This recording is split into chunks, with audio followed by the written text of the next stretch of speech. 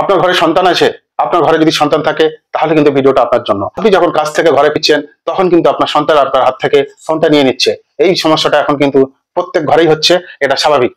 ইউটিউবের এই ছোট্ট সেটিংস দুটি আপনারা অবশ্যই করে নিন, তাহলে কিন্তু আপনার সন্তান বা আপনার বাচ্চা যখন ফোন দেখবে তখন কিন্তু তাদের সামনে কোনো আপত্তিকর ভিডিও শো হবে না বা নোংরা বাজে ভিডিও কোনো শো হবে না। ইউটিউবের এই সেটিংস দুটো আপনারা অবশ্যই করে নিন। আপনার সন্তান যদি ইউটিউব দেখে বা ইউটিউবে কোনো ভিডিও দেখে বা গান শোনে তখন কিন্তু আপত্তিকর ভিডিও বা আপত্তিকর ছবি শো করবে না। তা সেই সেটিংস দুটো আপনারা কোথায় পাবেন, কিভাবে করবেন, চলুন এই ভিডিওর মাধ্যমে আজকে আমরা দেখে নিই। প্রথমে আপনারা আপনাদের ইউটিউবটা ওপেন করবেন। এই যে ইউটিউব আমি ওপেন করছি। ওপেন করার পরে এখানে দেখুন প্রোফাইল আইকন পাবেন।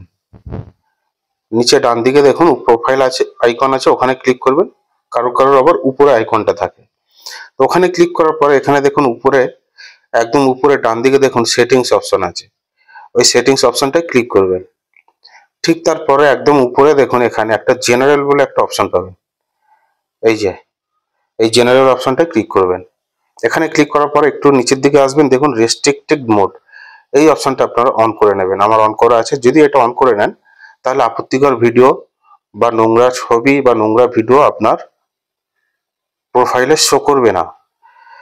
ঠিক এটা করার পরে ঠিক তারপরে ব্যাকে আসবেন। এখানে দেখুন লাইভ চ্যাট বলে একটা অপশন আছে, এখান থেকে এই অপশনটা আপনারা অন করে নেবেন। তাহলে আপনি আগামী দিনে যদি লাইভ করেন, ওই লাইভ ভিডিওতে আপনাকে যদি কেউ নোংরা কমেন্ট বা বাজে কমেন্ট করে তাহলে অটোমেটিক ওই কমেন্টটা হাইড হয়ে যাবে। এই ছিল আজকের গুরুত্বপূর্ণ বিষয়। এই সেটিংস দুটো আপনারা অবশ্যই করে নিন, তাহলে আগামী দিনে আপনার সন্তান যখন আপনার কাছ থেকে ফোনটা নিয়ে ইউটিউব দেখবে তখন কিন্তু তাদের সামনে আপত্তিকর ভিডিও বা আপত্তিকর ছবি শো করবে না। আজকে এই পর্যন্তই, আগামী দিন আবার দেখা হবে। সঙ্গে থাকবেন। ধন্যবাদ।